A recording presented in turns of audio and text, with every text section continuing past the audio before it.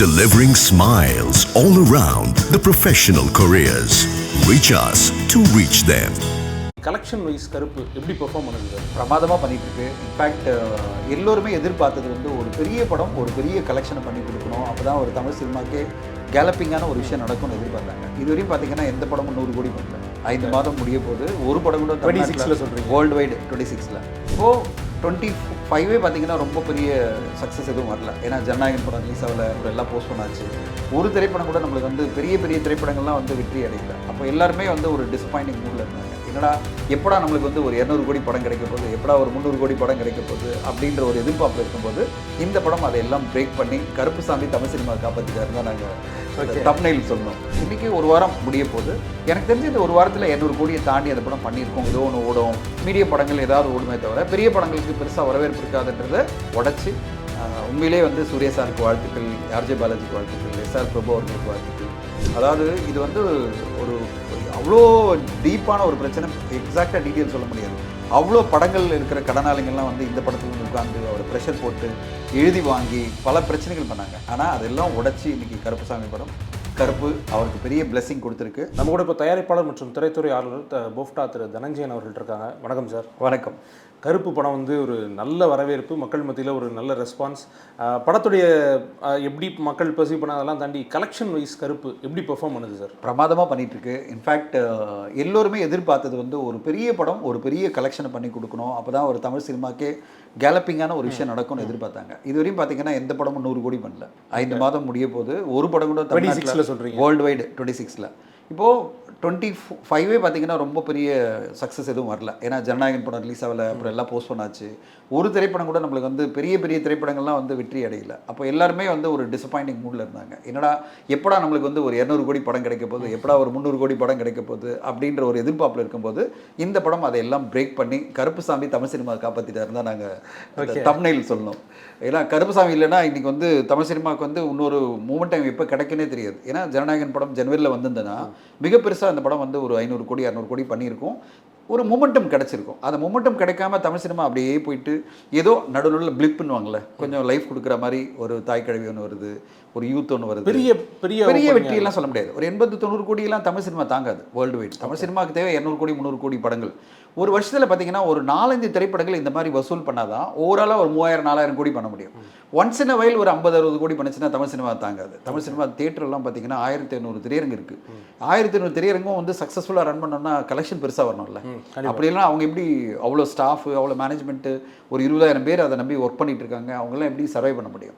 So ஒரு திரைத்துறை நல்லா இருக்கணும்னா திரையரங்கு நல்லா இருக்கணும். திரையரங்கு நல்லா இருக்கணும்னா கலெக்ஷன் வரணும். கலெக்ஷன் வரணும்னா பெரிய படங்கள் வரணும். பெரிய படங்கள் பெரிய வெற்றி அடையணும். இங்கே ரொம்ப ஈஸியாக எல்லாரும் பெரிய படங்களை வந்து அப்படியே கவுத்து விட்டு போயிடுவாங்க. அப்படி இல்லாமல் பெரிய படங்கள் பெரிய லெவலில் வெற்றி அடையணும் தான் நம்ம எல்லாரும் ஊடகத்தில் இருக்கவங்கலாம் கொண்டாடணும், வரவேற்கணும். நம்ம வந்து அதை பாதிக்கிற மாதிரி எதுவும் பண்ணக்கூடாது. அது வந்து அதை எல்லாரும் ட்ரை பண்ணாலும் கருப்புசாமி அதெல்லாம் தாண்டி மிக பெருசாக வெற்றி அடைஞ்சிருக்காரு. இன்றைக்கி எனக்கு தெரிஞ்சு 1 வீக் இப்போ நம்ம வந்து முடிஞ்சிருக்கு. இப்போது இன்றைக்கி நம்ம தேர்ஸ்டே பேசிகிட்டு இருக்கோம். அந்த படம் தேர்ஸ்டே வர வேண்டிய படம் ஃப்ரைடே. இன்னையோட ஒரு வாரம் ஆக்சுவலி பார்த்தீங்கன்னா ஒரு நாள் டிலே ஆயிருந்தது. இல்லைனா தேர்ஸ்டே வந்திருக்கும் அந்த படம். இன்றைக்கி ஒரு வாரம் முடிய போகுது. எனக்கு தெரிஞ்சு இந்த ஒரு வாரத்தில் 200 கோடியை தாண்டி அந்த படம் பண்ணியிருக்கோம் கிராஸ் வேர்ல்டு வைடுன்னு எதிர்பார்க்குறேன். எக்ஸாக்ட் நம்பர் அவங்க டிக்ளேர் பண்ணுவாங்க. But what ever number they declare, it's a brilliant number. எல்லாருமே தமிழ் சினிமாக்கப்பா ஒரு ரிலீஃப் கிடச்சிச்சு, இனிமேல் வந்து பெரிய படங்கள்லாம் பெருசாக ஓடும். ஏன்னா ஓடாதுன்ற மாதிரியே ஒரு பிம்பம் உருவாகிடுச்சு. அதாவது இனிமேல் பெரிய படங்கள்லாம் ஓடாது, சின்ன படம் தான் ஏதோ ஒன்று ஓடும், மீடியம் படங்கள் ஏதாவது ஓடுமே தவிர பெரிய படங்களுக்கு பெருசாக வரவேற்பு இருக்காதுன்றதை உடச்சி உண்மையிலே வந்து சூர்யா சாருக்கு வாழ்த்துக்கள், ஆர்ஜே பாலாஜிக்கு வாழ்த்துக்கள், எஸ்ஆர் பிரபு அவர்களுக்கு வாழ்த்துக்கள். ஹோல் டீம் வந்து they deserve a big prize from Tamil cinema.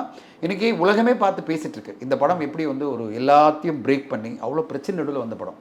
அவ்வளோ தாமதம், பல பிரச்சனைகள், அவரே வந்து கண்ணீர் விட்டு பேசினார் ஆர்ஜே பாலாஜி. எனக்கு இவ்வளோ பிரச்சனைகள், தடைகள், 32 மாதமாக நான் வந்து நிறைய பிரச்சனைகள் தாண்டி தான் இந்த படத்தை பண்ணியிருக்கேன்னு சொன்னார். கடைசி நேரத்தில் ஃபைனான்சியஸ் பிரச்சனை எல்லாத்தையும் தாண்டி பிரபு அவர்கள் இந்த படத்தை கொண்டு வந்து இன்றைக்கி ஒரு பெரிய வெற்றி படமாக சூர்யா சார் கொடுத்துருக்காரு. கண்டிப்பாக தமிழ் சினிமாவே கொண்டாடப்பட வேண்டிய ஒரு வெற்றியை நான் பார்க்குறேன். 200 மார்க் வந்து தாண்டிடுச்சு அப்படின்னா ரசிகர்களுமே சோஷியல் மீடியாவில் நிறையா எழுதிட்டு இருந்தாங்க. எனக்கு என்ன சார், இந்த படம் ரிலீஸுக்கு முன்னாடி அவங்க என்னென்ன ஃபினான்ஷியல் இஷ்யூஸ் கோத்ரூ பண்ணால் நம்ம பார்த்துருப்போம். ஆர்ஜே பாலாஜி சார் வந்து அவ்வளோ எமோஷனலாக நம்ம பார்த்ததே இல்லை. அந்த இஷ்யூஸ்லாம் சார்ட் அவுட் ஆகிடுச்சா சார்? அது இந்த இல்லை, இது நான் பிரபுக்கிட்டே கேட்டேன். நான் பிரபு அவர்கிட்ட எல்லாம் முடிஞ்சிருச்சுல, நாங்கள் சந்தோஷமாக இருங்களேன் அப்படின்னு டென்ஷனாகவே இருக்காரு.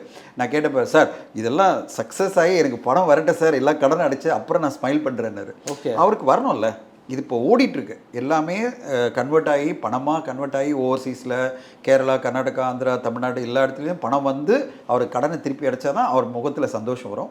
இப்போதைக்கு அவருக்கு ஒரு நிம்மதி வந்திருக்கு. அப்பா என்னை யாரும் கேட்க மாட்டாங்க இப்போதைக்கு. அதாவது இந்த கடனாளிங்களாம் இல்லைன்னா படம் பெருசாக ஓடலன்னு வச்சிங்களேன், எப்போ கொடுக்க போகிறீங்க திருப்பின்னு கேட்க ஆரம்பிச்சுப்பாங்க. அது இல்லை, இப்போ யாரும் கேட்க மாட்டாங்க. படம் சூப்பராக ஓடிட்டு இருக்குல்ல, சரி வந்துடும், நம்மளுக்கு படம் வந்துடும் அப்படின்வாங்க. ஸோ அது எல்லாத்தையும் சமாளித்து அவர் வந்திருக்காரு. ஏன்னா வெளியிலேருந்து பேசுறதெல்லாம் ரொம்ப ஈஸி. ஊடகத்தில் இருக்கவங்களுக்கும் இப்போ எனக்கே கூட தான், எனக்கு என் லெவலில் பிரச்சனை இருக்கும். ஆனால் அவருக்கு அவ்வளோ பெரிய பிரச்சனையை அவர் வந்து தாங்கி பிடிச்சி மிகப்பெரிய லெவலில் சக்ஸஸ்ஃபுல்லாக அந்த படத்தை ரிலீஸ் பண்ணியிருக்காரு. அதுக்கு கிடைச்ச வெற்றியை பார்க்குறேன். அதாவது இது வந்து ஒரு அவ்வளோ டீப்பான ஒரு பிரச்சனை, எக்ஸாக்டாக டீட்டெயில் சொல்ல முடியாது.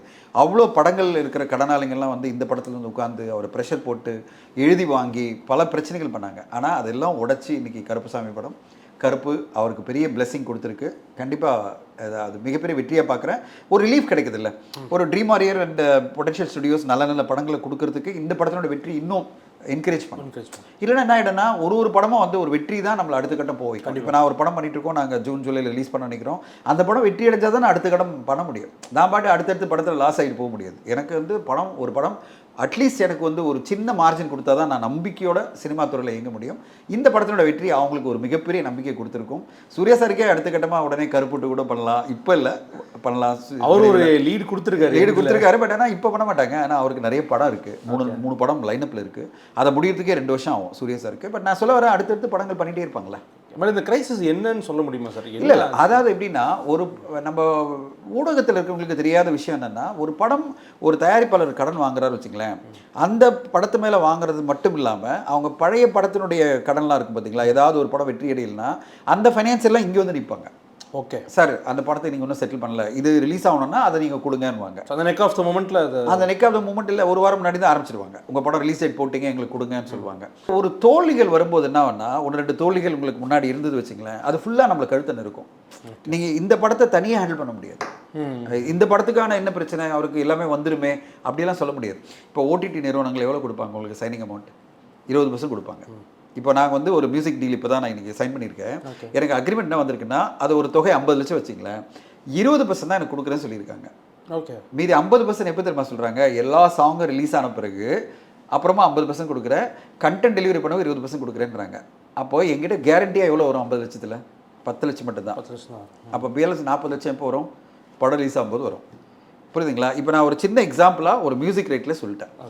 இப்போ அவருக்கு 50 கோடி டிஜிட்டல் வித்தாருன்னா இதே தான் நடக்கும். கண்டிப்பாக விற்றுருப்பாரு. 120 கோடி 130 கோடியில் செலவு பண்ண படத்துக்கு வந்து 100 கோடி பிஸ்னஸ் பண்ணியிருக்கலாம். ஆனால் கையில் எவ்வளோ வந்திருக்கும்? அப்போதைக்கு அந்த 10% 20% பேலன்ஸ் எல்லாம் எப்படி வரும்?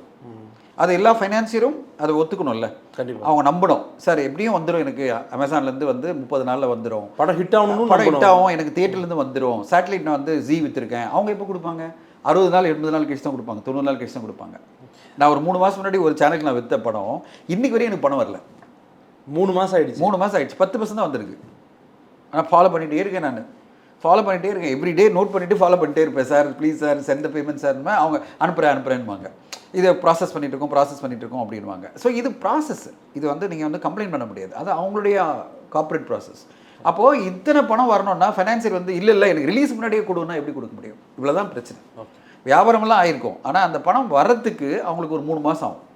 அந்த 3 மாதம் முன்னாடி வரைக்கும் ஃபைனான்சியல் வெயிட் பண்ண மாட்டாங்க. அவங்க என்ன சொல்லுவாங்க, எனக்கு அதெல்லாம் தெரியாது, நீங்கள் எப்போனாலும் உங்கள் பணம் வரட்டும், எனக்கு முன்னாடியே கொடுத்துருங்க அப்படின்வாங்க. நான் கடன் கொடுத்துருக்கேன், ரிலீஸ் முன்னாடி கொடுத்துருங்க சொல்லுவாங்க. இதுதான் ஓவராலாக இருக்கிற ஃபைனான்ஷியல் சிக்கல். இதை மீறி வந்து நம்முடைய பழைய கடன்கள் இருக்கலாம், அதனுடைய வட்டிகள் இருக்கலாம், இந்த படத்து மேலே வாங்கின கடன்கள் இருக்கலாம், அதனுடைய வட்டிகள் இருக்கலாம், இப்படி பல விஷயங்கள் இருக்கும். அதனால் நம்ம எக்ஸாக்டாக ப்ரிசைஸாக இதுதான் பிரச்சனை சொல்ல முடியாது. ஆனால் எல்லா தயாரிப்பாளரும் ப்ரே பண்ணுறது என்னென்னா, என் படம் வியாபாரம் ஆகிட்டு சக்ஸஸ் ஆகிடணும் பாக்ஸ் ஆஃபீஸில். அது வந்துடுச்சுனாவே எல்லா கடனையும் அடைச்சிட முடியும், வட்டியோடு அடைச்சிட முடியும். அதை நோக்கி தான் இப்போ இந்த படம் அதை சக்ஸஸ் பண்ணியிருக்கு. அதனால் அவர் ஈஸியாக எல்லாத்தையும் அடைச்சிட்டு ஒரு பெரிய சக்ஸஸ்ஃபுல்லாக வந்துடுவார். ஓகே, பட் ஃபினான்ஸ் இல்லாமல் இல்லை அந்த மோடை டச் பண்ணாமல் படம் பண்ண முடியாதா சார்? நீங்கள் 130 கோடி நீங்கள் கொடுங்க, நீங்கள் இன்வெஸ்ட் பண்ணுங்கள். நான் சொல்கிறேன், உங்கள் தலைவர்கிட்ட சொல்லுங்கள். ஓகே, ஒரு படத்தை நான் ஆரம்பிக்கும் போது நீங்கள் எங்களுக்கு வந்து மொத்த படத்தை எங்களுக்கு கொடுத்துட்டீங்கன்னா நாங்களும் வந்து படத்தை எடுத்துடுறோம்.